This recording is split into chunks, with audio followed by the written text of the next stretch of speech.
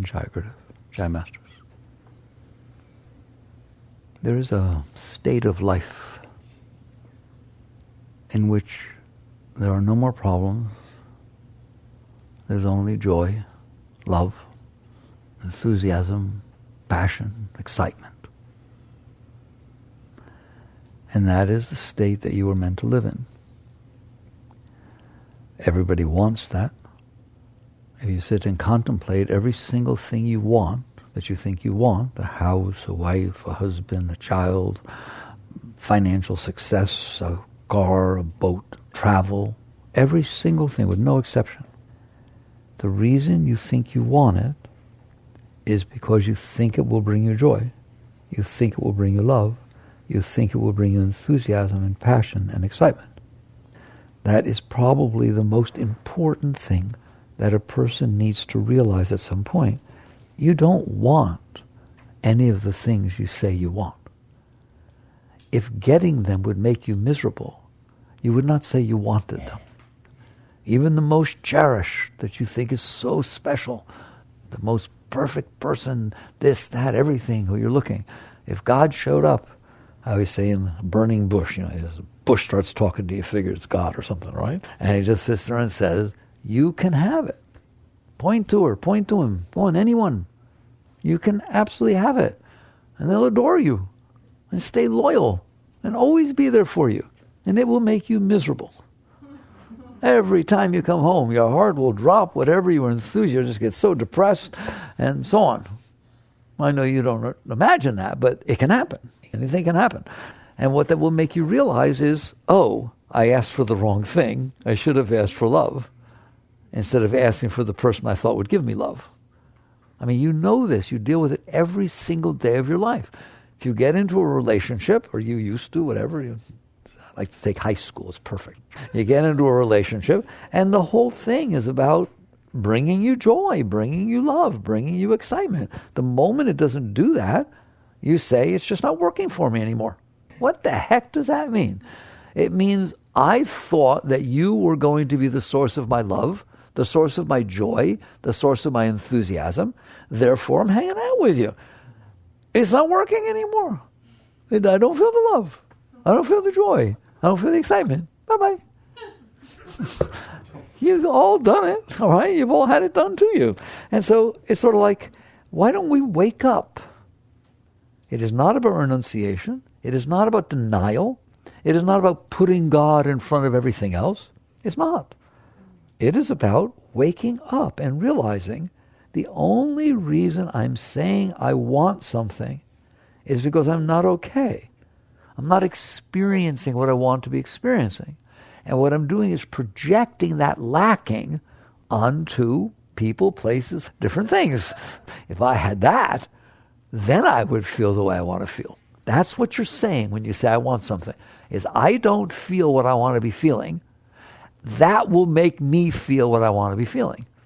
And eventually you wake up, and to cut to the chase, because I want to go a long way tonight, you realize that's called indirection. Why am I doing it indirectly? What I want is love. Why am I saying I want you? What I want is love. Why don't I ask for love? If you guys are into praying, don't pray, oh, if Johnny could just love me, oh, if he'd even pay attention to me, it would mean so. What are you doing? Just sit there and say, if I could feel so much love that I can't see straight, let's ask for something meaningful. But you don't ask for that. You ask for the bigger house. You ask for the new job. You ask for, why? Why? If you don't feel whole in the job you're in, if you don't feel respected, if you don't feel you can go anywhere, if you don't feel that you're really getting from it what you want to be getting, guess what? There's not something wrong with your job. There's something wrong with you. And that's what no one will say to you. Because you are capable of feeling so high that we got to hold you down all the time. That is your natural state. You are a beautiful being inside. There's tremendous love. There's tremendous joy. There's tremendous enthusiasm, excitement, passion, everything. But we're not feeling it. Very good. So you get to the point where you realize that it is not true that I want things outside of me. I say I do. My mind says it does. Because it doesn't feel inside what it wants and it doesn't know any better. That's what it really boils down to. It doesn't know any better. The only experience it ever had in its whole life that made it feel better was something outside. Sometimes somebody shows up, gives you a lot of attention, or dotes to you, or says something sweet, or you win the lottery, or whatever it is. Something happens outside that stimulates something inside so that you begin to feel what you think you want to feel inside. The trouble is it has never lasted for anybody, any of it, never. In the history of the world, new things have to keep happening, don't they? Here, what's your favorite meal? I'll give it to you: breakfast, lunch, dinner, breakfast, lunch, dinner, breakfast, lunch, dinner. Okay? Go to Hawaii and have a good time, but go there every single time for the next 30 years, the exact same place, every time you have a vacation. It is not the thing that is doing it, any of it. It's not the thing. It's you. It's the fact that you're not okay inside. You have developed a mindset based on your past experiences. Therefore, everybody's different as to what will turn me on and what turns me off. Well, you've had different experiences. So your mind has data. I call it data because I'm a computer guy, right? This data comes in, and you've got that stored in your mind. So now I'm not okay, but I want to be okay. I don't want to be depressed and give up or anything like that. So I need to feel inspired. I need to feel hope. That's a nice word. What is hope? I'm not okay, but I hope someday I will be. Hope is not a spiritual state. A great being does not feel hope. They feel ecstasy. Not hope that they'll feel ecstasy. Okay? So basically, you come down and you realize what's happening is I'm not okay. I have this data inside my mind of past experience that made me feel better, made me feel worse. So obviously I don't want to not feel whole. I do not want to feel lacking. I do not want to feel this sort of thing. It's just more of a feeling. It doesn't have a name to it yet. It's just this feeling of not okayness. You know anything about that? I don't feel complete. I don't feel whole. I don't feel comfortable. I feel awkward. I feel there's a disturbance in the force inside. Okay? Notice it doesn't have a name yet. That's the root. You didn't call it jealousy. You didn't call it fear. You didn't call it insecurity. You didn't call it need for a better car. You didn't label it yet. It's just the core of not feeling whole, of not feeling complete, of not feeling a deep sense of contentment. And every one of you know what I'm talking about. Because you don't feel that, and you don't want to live like that, and I don't blame you, you shouldn't want to live like that, you try to do something about it. Sounds perfectly normal. Who wants to live like that, right? I want to feel that. So you go to your mind. That's where you go. You go to your mind. Why, it's the wise guy. It's the Mr. Know-it-all, Miss Know-it-all. And the mind is very, very happy to oblige you. Your mind loves you. Don't you dare think that because we talk about having to transcend the mind or the mind's a big problem. The mind's a problem because you made it be a problem. Your mind is your absolute best friend. You go to your mind and say, oh my God, I'm not okay. I don't know what's wrong. I don't even know. The mind says, I'll figure it out for you. What does the mind know? It doesn't know. It only knows its past experience. Like, go to a computer. Walk up to your computer. I don't feel well. Why don't I feel well? Siri will think about it. I don't know. What's the matter with you? Your mind is no different than that. That's just data. It's just data rearranging itself based on a program. What do you think's going on in there? Your mind says something totally different than hers. So you go to your mind. You go to your beautiful computer mind that's filled with the data of your personal past experiences, and deep inside, your heart goes to the mind and says, I'm not okay, I don't know what it is, I'm not okay. The mind says, well, I wonder what it is. Well, you were not okay when you were 12, and then you met Sally, remember, in 8th grade or whatever it was, right? And boy, that was like one of the highest times of your life. You need to meet somebody. That's what your mind says. What do you expect it to say? That's its experience. Period. It's not going to sit there and say, you need to meditate. It doesn't know anything about that. It doesn't even, I would never say that. You need to go to your room and meditate because you don't feel well. No, I need to find a Sally substitute. I need to find something outside of me, right? Or I just don't feel self-worth. I don't feel my life has meaning. Again, the mind says, well, you remember your friend, Paul? When he got that new house in the Hamptons? It's a ritzy place. When he got the new house in the Hamptons, like everybody wanted to go to his house. He threw these parties and everybody went. Get a house in the Hamptons. That will make you feel important. That will give you meaning to your life by having this big, beautiful house. And people will feel jealous that you have this house. That'll make you feel good. And so it just does what you told it to do. It tries to figure out tries to imagine, that's your imagination, tries to imagine based upon your past data what it is that will make you feel better. And it's such a conspiracy, it's such a trick. Why? Because it's going off the data that made you feel well before. Your heart will feel excited. It'll feel, yeah, I like that. If I get the new car, if I get the house, if I move to New York, if I get divorced and then married again, because this one's just not working, all right? It's like, I mean, it worked before. Look how excited I was when I married her. I need to get rid of her and get somebody else, and I'll be excited again. And that is how it's going to think, because it has no other data. That's the data it has. And so it works with that. If, on the other hand, your parents had gone and, the daddy struck it rich and bought a house in the Hamptons, and they all got weird, and that's why they got divorced, I am guaranteeing you that when you're feeling weird and not feeling loved or important, your mind's not going to say, get a house in the Hamptons. It's not going to say that. It's going to say, get a boat. It'll do stuff like that. It's embarrassing to talk about. But it does that kind of stuff. It only has the data of its experiences. And your experiences include the books you read, include the movies you went to, include what your friends told you. Do you understand that? Whatever comes in through your senses is stored within your mind, especially if it made you feel good or made you feel bad. In general, you don't hold on to the white lines that you drive by. They're not stored in there. The more it made you feel good, the more it's staying in there. And the more it made you feel bad, the more it's staying in there. Everything that ever made you feel bad inside, you still got it in there, don't you? And you know you do. Because if something starts to happen outside that reminds you of it, you don't have nothing to do with it, do you? And that's how we live our lives. Well, I'll go way deeper. But do you understand that? That's your life. If you don't do something about it, that's how you're living your life. You picked up this data, random. It's pretty random. You could have had totally different experiences. You know that, all right? It's just those are the experiences that happen in front of you. I don't even anymore see them as my experiences. Will you go a little deeper with me? I do not see my past as my past. I do not see them as my experiences. I see the world as the world. It's unfolding. It's been unfolding for 13.8 billion years, hasn't it? And it's unfolding everywhere. But I only see a little bit. So what I call my past or my experiences are just the things that happen to have been going on where I was standing. If I look to the left, I had a different experience. If I look to the right, I had a different experience. It's not my experience. It's what was going on in the universe at the spot in the time-space continuum where I was standing at the moment. So that's what came in. Do you see that? It's the truth, isn't it? So, but I didn't store it that way. Because it hit me as comfortable or uncomfortable for various reasons, I stored it accordingly, etc., etc., etc. So basically, if you're not careful, you will spend your life the way I described. The world unfolded in front of you ever since you were born. You took on those impressions into your mind. That's the data. You stored them as like and dislike because of how they hit you at the time.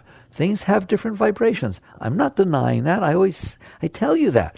If you see a coiled up rattlesnake rattling and you have a butterfly fly and land on your arm, they are totally different experiences. One is very, very comfortable and one is very, very scary. I'm not saying that's not that way. I'm not saying you did that. The Buddhists talk about the nature of things. Everything has its nature. A coiled up rattlesnake has a nature, doesn't it? And that nature comes into you. And I hope it makes you scared because that's his intention. It's a scary thing that's happening. So it comes in, it feels scary. A butterfly is a beautiful thing that's happening. And so it comes in and it feels beautiful. Nobody's changing that. Nobody's denying that. But the fact is that you are not okay with the scary and you are not okay with the beautiful.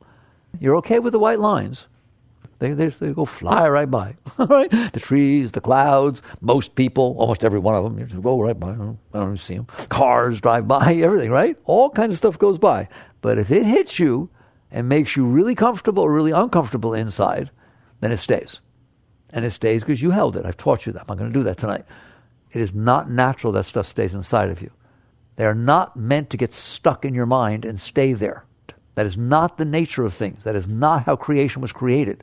They come in, you experience them, therefore you get the power from them. You had the experience. There's an expression, experience is the best teacher. That's the truth. I could talk to you all day what a banana tastes like. You've never had one. Take a bite. I mean, no comparison, is there? Read about love. Read all the poetry you want. Then fall in love. Guess who knows about love? Experience is absolutely the best teacher. So when you have an experience, it is a gift. It is a gift. It's just an experience you get to have. You become a greater person because you had this experience. Which experience? I don't care. You want to have an honest talk? Every single one. But I got mugged. You had an experience that other people didn't have. Maybe it wasn't pleasant. But guess what? It's over. You do not keep getting mugged. It's something that happened 10 years ago at a point in space and time. It is not meant to stay in there. It's meant to feed you, to teach you. If you go to school, you'll go take an algebra class.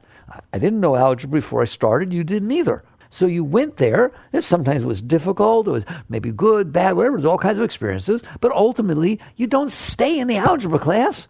You don't keep going back there because you did good. You go on and your life continues. But you don't ever lose the experience, the knowledge, the wisdom, the growth that you had, that your mind learned to think that way. Experience changes you. Every single experience you have changes you. But you know why it changes you? Because you become a person who had that experience. You want to learn to play tennis. So you get a tennis pro, stands on the other side. You happen to be very good at a strong forearm and a particular angle. Should that tennis pro keep hitting you the ball right there? That's what you do best. Oh my God, you're great practice. That's not a very good pro. And you're not going to be a very good tennis player, are you? So every single angle that ball gets hit to you, and you struggle to experience what it's like to have the ball coming from that angle at that speed, makes you a better player. Same thing with playing an instrument. Same thing with every single thing you do. Experience makes you a better person, a wholer person. Every single experience.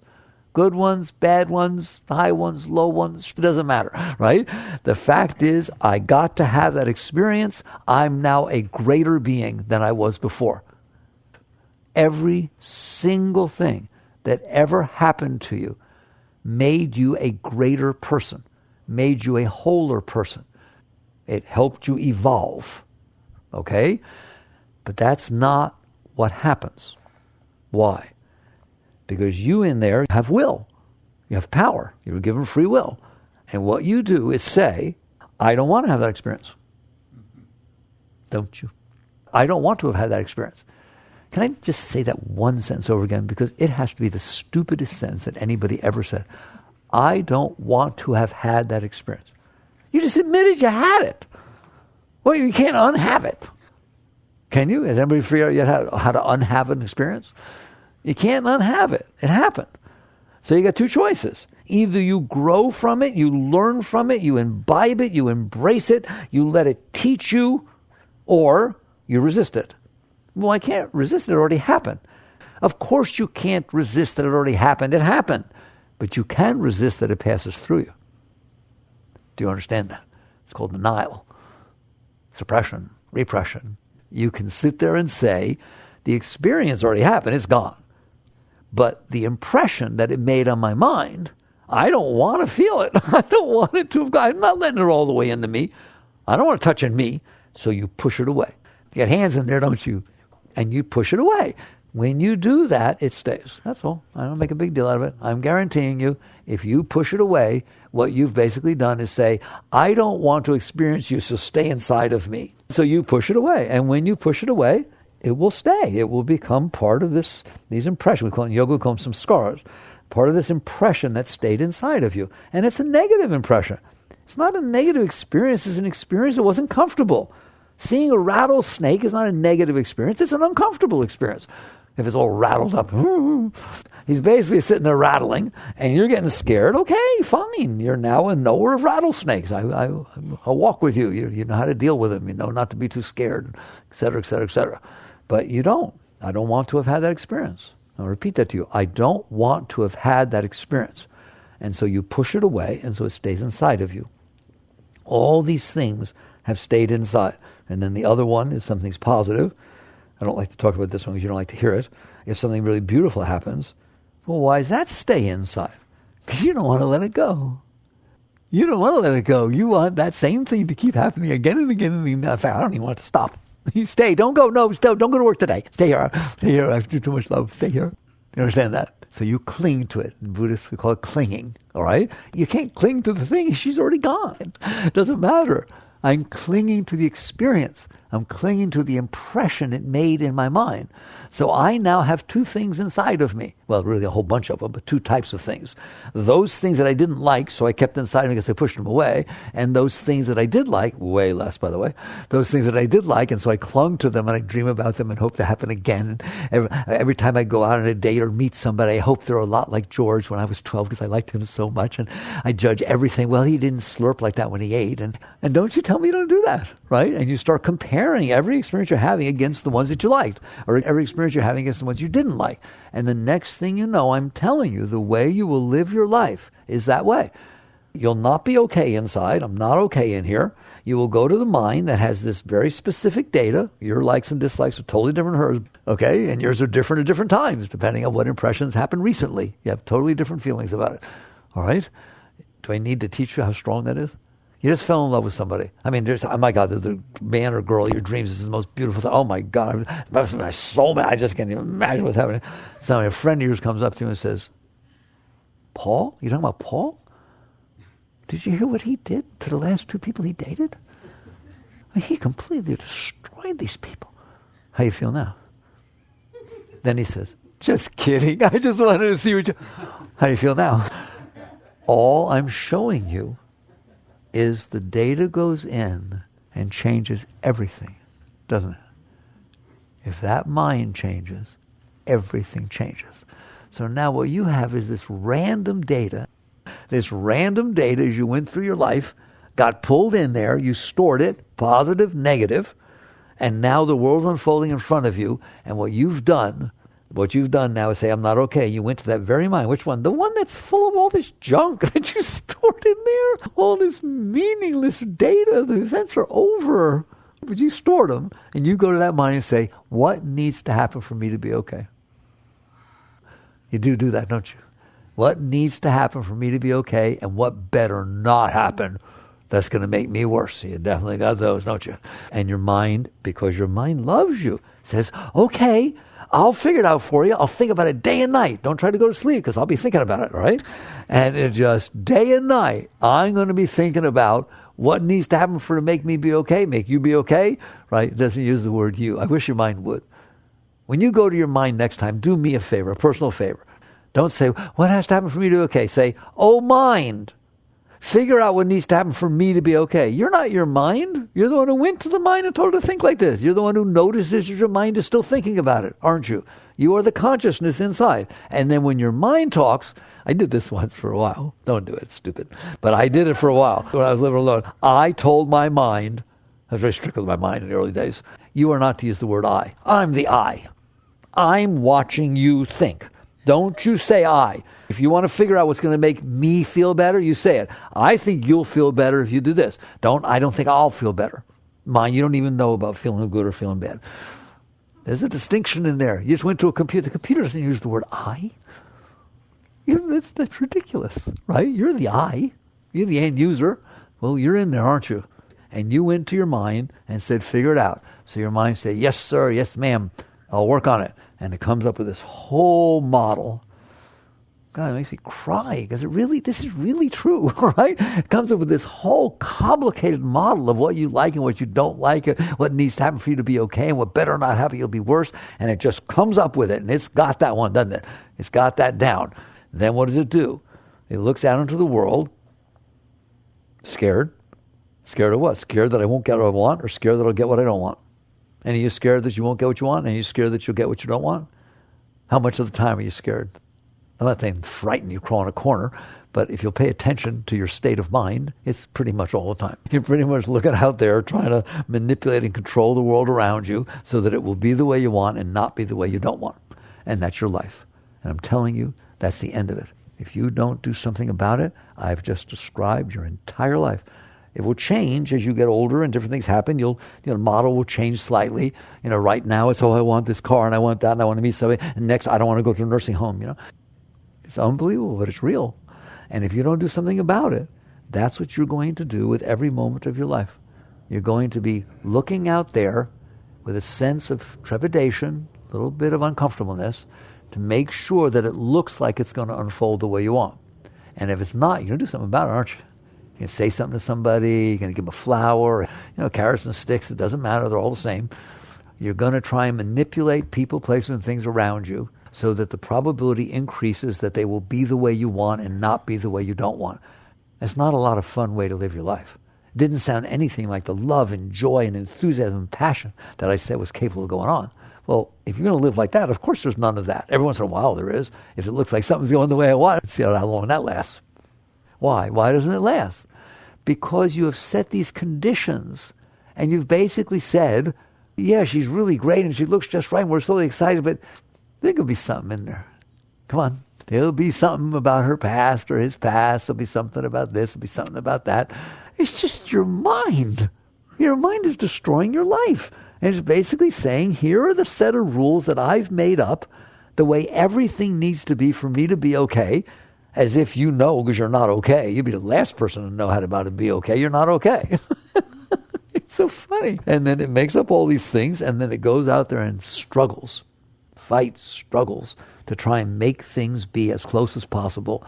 And you're locked in this little box that your past has created. And I want to leave you here for 1 second to realize, do you realize how terrible that is? I don't want you living like that. There's no winning there, period. I don't care how much money you make. I don't care who you marry. I don't care what you do. That's not a win. That's like trying to get everything inside the box that fits inside the box that makes you be okay. There's no freedom. There's no liberation. There's no joy. There's no spontaneity. It's all, and even if you get what you want, you worry about losing it, don't you? All right. It's a constant state of non-well-being. And the more I looked at it, the more it made perfect sense to me that the end result of this is a state of non-well-being. Well, why would that be? Because it started from a state of non-well-being. By their fruits, so then shall you know them. Right? Therefore, when it's said and done, it's going to project that state of non-okayness onto everything and everyone. And now, it's not that I'm not okay, it's that you're not okay, being the way I need you to be so I could be okay. And you said you would be. You start blaming everything and everybody and fearing life and not wanting to get up in the morning. And it's terrible. Don't live like that. If I have but one life to live, no way. I ain't living it that way. Any other way is better than that. Any other way, it doesn't matter. Because that way don't work. It doesn't work to not be okay, make up how everything needs to be based on your past experiences, and then go out there and try to make the current world in front of you be the way that you made up. It makes me laugh so hard. And like I like to ask you, how's it working out? There's no way it's going to work out. It can't possibly. The world in front of you is unfolding in accordance to the forces that make it unfold. Past experiences, genetics, all kinds of stuff make things happen, don't they? Not what you made up about your past. How in the world can what you made up manifest in front of you? Well, the answer is it can't and it won't, and it doesn't. The truth of the matter is you're not supposed to get what you want.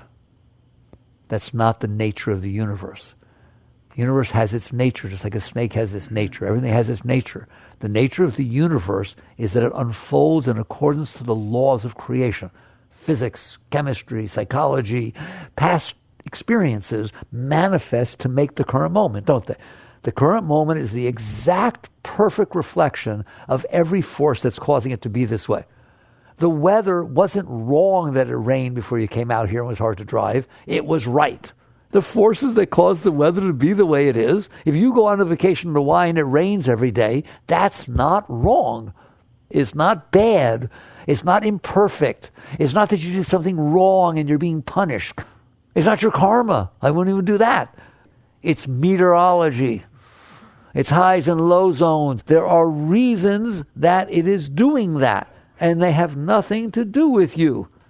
So when you look at this world out there, there is no way it is going to be the way you want it to be, nor should it be, because the person next to you doesn't even want it to be the way you do. Everybody has these past experiences, and that causes them to think differently when they go to their mind. All right. Now, if you don't want to live that way, how can you live? What's the alternative? It's an alternative lifestyle. So you sit there and you realize, wait a minute, let's do it very quickly. There's nothing wrong with the world. It unfolds in accord. I mean, I'm not saying it's right either. It just is. It is what it is. Like if I ask you, is it okay with you that Saturn has rings? Is it good or bad that Saturn has rings? I hope you don't answer me. All right? Because it's a stupid question. And if you do answer me, I want you to say, it's none of my business. That's how everything is. Every single thing in creation is the same as Saturn's rings. There are forces that came through space and time that caused Saturn to have rings. There are forces that came through space and time that made this moment exist. Every single thing is the same. It is all the universe expressing the forces of creation to create the current moment. You want to call it God? Call it God, that's fine. You want to call it science? Call it science. I got no problem with any of it. Just don't call it me. Because it's not. There's no way you're creating this universe. It is creating itself in accordance to the forces that are causing it to be. So when you change your lifestyle, you start off by admitting, I'm not okay. That wasn't the problem, noticing that you're not okay. You're in there and you notice that the heart and the mind, there's issues in there. You're not okay. The problem was when you said, what do I do about it? When you said, what do I do about it? You went to the mind. The mind doesn't know. It doesn't know. The mind doesn't know anything about love, doesn't know anything about passion, or anything like, the mind just, it's a computer, right? Computer doesn't know anything. I know a lot about computers. I tell you right now, they know what the programmer put in there. Your data doesn't know anything. There's just a little bit of data you picked up. So instead of going to your mind, that's the mistake. You come back, that's what meditation is about. You come back in, you find the place deep inside behind the mind, and you'll see that it's not so comfortable. It's not okay. All right? Good. You have to say good. Not what do I do about it? Because when you say what do I do about it, what you're saying is I can't handle this. I can't handle my heart hurts. I can't handle I feel lonely. I can't handle I feel left out. I can't handle I don't feel meaning in my life. Do you understand that? That's what you're saying. I got to do something about it. When you can handle something, you don't do anything about it. You just handle it. You don't do anything about the white lines. Do you stop and check them out and erase them and anything like that? No, because you can handle them. All kinds of stuff in life you can handle. It goes by and you handle it. Don't do anything about it. I'm going to define the ability to handle something means you don't have to do anything about it. It's when you can't handle something, you have to do something about it. You need to get to the point as quickly as possible of realizing, yeah, it's true, I'm not okay in here. I can be okay in here. Nobody's saying you won't, but right now it's not. Okay, you better just rest there for a second. No, yes. You have to be able to relax in the face of the discomfort that you feel inside. Otherwise, it will drive you into your mind because in essence what you're saying is, I don't want to feel this. All right? So you come back inside and you get comfortable. Doesn't mean it has to stay. Just you relax and let your consciousness see there is a state inside of me that sometimes is not doing so well and sometimes it actually hurts a lot. And sometimes it's better and you just notice this. It's called witness consciousness. You notice this. You just relax. It's called acceptance. It's called honoring and respecting the reality of what is in front of you. And what is in front of you is pretty screwed up, isn't it? It's a state of not so wellness. All right? Well, let me tell you, if something's wrong with your body, you better start with acceptance. If you found there was some kind of growth or cut or something on your body and you don't want anybody to see it, if you can't handle that you got something wrong with your arm, you won't go to the doctor, you won't show it to anybody, you won't do anything. You'll go into a total state of denial because I can't handle that it's that way. Make sense to you? None of you do that. You're very quick to try and get it fixed because you know it can be fixed. You don't know you can be fixed. You don't know it can be beautiful in there because it hasn't been a whole lot, right? It's only been when certain circumstances happen. But you don't know you can always be beautiful in there. Listen to me. I am assuring you, every single one of you, I don't care what you ever did, I don't care what ever happened to you, you can wake up in the morning and you can't get out of bed because so much ecstasy is just waving through you, bliss, wave upon wave, and then you figured out how to hold yourself together while you're going through the day. That's how you're supposed to be living. That is your natural state. That is what it means to be a whole, open, healthy being inside. So you start by realizing just like you have trouble with your arm, you have trouble with your heart, you have trouble with your anxiety, you have trouble with different things inside. You have to start with acceptance. You have to start by, I'm in here and something's wrong. Okay, relax, accept it, honor it. And then instead of going outward into the memories of what made it better before, made it worse before, you ask a totally different question. You don't ask, what does everybody else need to do for me to be okay? You ask the right question. Why is it like this? Not what do I do about it to hide it or get away from it. Why is it like this? It's not true that you're lonely because you're not married. That is not true. The question is, why are you lonely? Why are you not feeling love? It's not true that you're lonely because you don't have somebody. Your natural state is not loneliness. Your natural state is a state of complete, spontaneous joy and love welling up inside of you. You are whole and complete within yourself. There is no need in any way, shape, or form. You're the greatest being that ever walked the face of this earth. Doesn't mean you don't get married. You get married because you're so full of love, you want to share it. That's beautiful. But if you don't feel that, you ask the question, why am I having these problems? Why do I feel this way? What's wrong? And believe it or not, you can actually answer that question. Not what do I do about it? Why is it this way? God, it's so deep. What a difference. It's that whole thing in Untethered Soul where I talked about the thorn. Taking out the thorn. Are you going to sit there and get a thorn, and a splinter or something in your hand so it doesn't work right, and just try to adapt your life to your broken hand?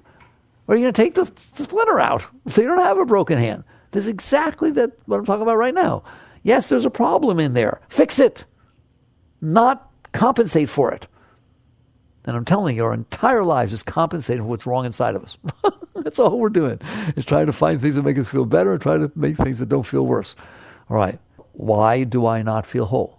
Right? Now I'm sharing with you everything I ever learned. Why don't I not feel whole? Because it's the same for every one of you. There's no difference. Everybody's exactly the same. Why do I not feel whole? Why do I feel lacking? Why do I not feel this beautiful energy? And the answer is for the same reason that if there's a river or a stream flowing, and it's flowing by itself, and I go there and I build a dam right upstream, right where my property starts, I'm going to build this big dam. Don't ask me why I did it, but I'm doing it. I build a big dam, and then I'm going to sit downstream on my property and cry because there's no water. Why is there no water? I don't understand. There used to be water. Where'd the water go? That's why you don't feel the joy. That is why you don't feel the love. That is why you don't feel the enthusiasm. That is why you don't feel the passion. Why? You blocked it. You built a dam. You built a dam that blocks the flow of the Shakti, that blocks the flow of the Chi, that blocks the flow of the spirit. Call it whatever you want. There's this beautiful energy inside sometimes in there, all right? You blocked it. How did I do that? I told you earlier in this conversation how you did that. When an event happened to you that wasn't comfortable to you, even though the event's over, you pushed it down inside of you. That was equivalent to blocking up that part of your energy flow. It's damming it up. You push something down there. It's like putting a rock in a river, in a stream. It starts to get weird. It causes eddies and starts to block up. Then another thing happens, you push it down. Another thing happens, you push it down. Nice thing happens, you clung to it. Every single thing you are holding inside of you is blocking your energy flow. You know it's true. You're doing wonderfully, you're having a great time with somebody. Oh my God, you're feeling so much love. And they mention one topic. One topic. Have you used algebra since you went to school? And you flunked algebra 3 times. It was the biggest melodrama. That's the end of that good time. You understand that? Maybe for 3 weeks before you open back up again. Have you ever closed because you saw something, heard something, or somebody said something? You were doing well and then it just closed down. You do watch it open and close, don't you? Even open. You say, but I love to be open. I love for it to feel it open. No, that's ridiculous. Because if you feel it open, it means it was closed. Why is it closed? There shouldn't be any need to open it. I don't want the door open. I want no more door. There is not going to be anything inside of here, to the best of my ability, that has the ability to block my energy flow. Why? I started the conversation by telling you, you don't really want the things you say you want. What you want is the energy flow that they cause happen. That's why you like intimacy. That's why you like relationships. That's why you like money. That's why you like success. That's why you like respect from other people. It makes the energy flow. So why don't you admit it? You like the energy flow. And what yoga is about is going directly for the energy flow, not indirectly. because it doesn't work. And so you sit there and say, if I have dammed up this energy flow, which is all I really care about is the energy flow, then I'm going to remove the dam. There, we got there. And that becomes the purpose of your life. So now we're down to serious. Is that possible? Well, that stuff happened in your childhood. You couldn't handle. Mommy and daddy got divorced. This happened and that happened. All kinds of things. Somebody stole your boyfriend when you were 12 and broke your heart. And net result is you got a lot of stuff in there, don't you? All right? Get it out. You meditate all you want. It's wonderful. If meditation helps, meditate. But it's said and done, the only thing that is your entire spiritual path is whether you are willing to let this stuff go. Because as long as you got this stuff in there, you do all the meditation you want, you do all the mantra you want, and if you don't let that stuff go inside, nothing happens. And if you do let that stuff go inside, everything happens. If I sit down there downstream, mantra, water flow, calm, meditate, just undam the water. And all of a sudden you're going to find out it flows. This is a perfectly natural thing. It's the same thing inside of you. So you actually get to the point where you realize the purpose and meaning of my life, not the entire meaning of my life, is the removal of these blockages. Because that's going to give me what I want. So what it boils down to, and the bottom line is, you now walk out into life, every moment of it, saying, if there's something in here that can get hit, take aim, I'm game. I don't want it in me. I don't want it in me. I want it to come up. Because you don't know what to bring up first or next. You don't even know how to find stuff. But it finds you, doesn't it? It finds you every day. You feel insecure. You feel scared. You feel jealous. All kinds of stuff goes on in there, doesn't it? All right, good. It's a total paradigm shift. This is the only thing you have the right to use the word paradigm shift. The paradigm shift is when you sit there and say, I don't want this stuff in me. And I'm not making decisions in my life that help it stay inside of me because I can't deal with it. What I'm going to do is go about my life. First I'm going to get conscious, centered, conscious, clear. Right now you're very clear. We're having a nice conversation. All right? See if you stay that way 5 minutes from now. Because that stuff's going to start because you can't handle it. You get sucked into it. Next thing you know, you're doing the same junk again. That's what meditation's about. That's what all the practices are about. Just like practice on a tennis court or practice on a piano. You practice staying conscious. Eventually you will reach a point, listen to me, because people ask me this sometimes. You will reach a point where you are never, ever even close to not conscious, to not centered. Doesn't matter if the most terrible thing or the most wonderful, the most tempting thing, doesn't matter. It all goes out there. It's like 30, 50 miles away from you. And it happens in slow motion. Here it comes. Here it comes. Maybe you feel a little disturbance in the force, but you're way back here. Your consciousness is centered, clear. We call it becoming established in the self. There is nothing that will take you out of that state. Not that which you want the most, not that which you fear the most. They're just things out there that used to bother you. But you're centered. That's called being centered. It's becoming established in the seat of self. Of course you're capable of doing that. You're in there. What happens, though, is you don't want to. It's like stopping smoking. You say you want to, but you don't want to. You picked up the stupid cigarette. If you wanted to, you wouldn't have smoked. You have to want to. You have to sit there and say, this stuff that's bothering me is not what I want to devote my life to.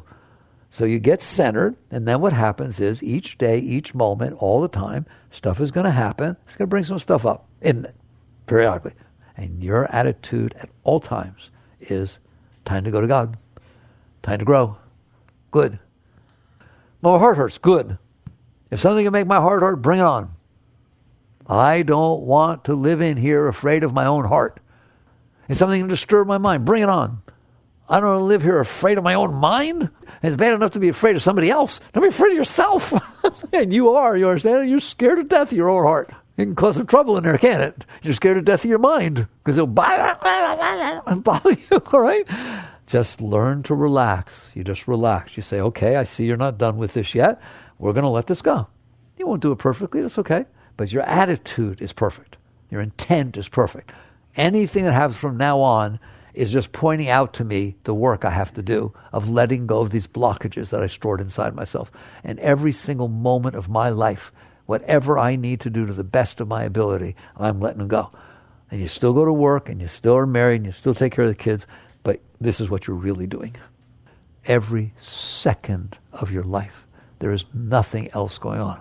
You are using life as a way to liberate yourself. Why would I do that? Because you started admitting to me that all the things you said you wanted, you really didn't want. You wanted the experience you thought they would create. This is how you get that experience all the time. There was a great master who once wrote a poem. What hast thou done to me? Wave upon wave of ecstasy saturate me day and night. Throng upon throng of joy. That's what you want. So you work for it. You just let go of your stuff because it gives you what you want. It gives you the joy. And eventually when you let go of enough stuff, you don't have to worry about what's going on in there because you learned how to let it go. And then every event that takes place during the day, a great being who's done a lot of this work would never, ever, ever store another thing inside. It takes 2 seconds to store them. It takes 20 years to get them out, doesn't it? So you better start by handling what's going on in front of you. That stuff starts unfolding in front of you. You say, yes, sir. Thank you. If you fall down, get up the minute you can and say, thank you. Thanks. Thank you. And just let it go. Let it go. Don't keep stuff inside of you. Then the old stuff will start coming up all by itself. You don't need anything. It'll come from your dreams. It'll come up. All of a sudden, everything will remind you of your mother or your first wife or something. You're like, what's going on? All right, it doesn't matter. It's just your stuff coming up. And you just let it go and let it go. And I'm telling you, there's no chance in the world that at some point you're not going to feel this joy, this love. It starts slow, but then it happens more. Now it's beautiful. This flow coming in from behind you. And it's so beautiful that you say, well, that's what I want. Good. Now you start making the food you eat, the decisions you make, every word you say, you'll work in accordance with the flow of that energy. You become a servant of that energy. And that Shakti starts flowing. It is so beautiful that you just say, that's what I want. And so you go toward that. You go toward the light. And now it becomes very spiritual. You become very spiritual. And people say, well, what about helping other people? You be that, and you tell me what happens to other people. You reach those states where that's going on inside of you, and you start checking out what happens to your folks and to your brothers and sisters and to your husbands or wives or your children or your friends or your enemies, because it's all going to change. It changes the reason everything changes. If I'm doing a scientific experiment and I change an input, the results change, don't they? Well, you're an input in everybody's life. You're an input in everything. Well, that input you're now bringing is something really, really special. It's the highest thing you can do. Somebody once said to me back, I was a 60s boy, somebody once said to me, the highest gift you can give to another person is that they just met the most beautiful human being they'll ever meet. That's the highest gift you can give to anybody, that they just got to interact with the most beautiful person they've ever met. That's selflessness. That's a gift. That's serving. You don't have to do all these other things. It happens all by itself. All right. Work on this. Jagrata.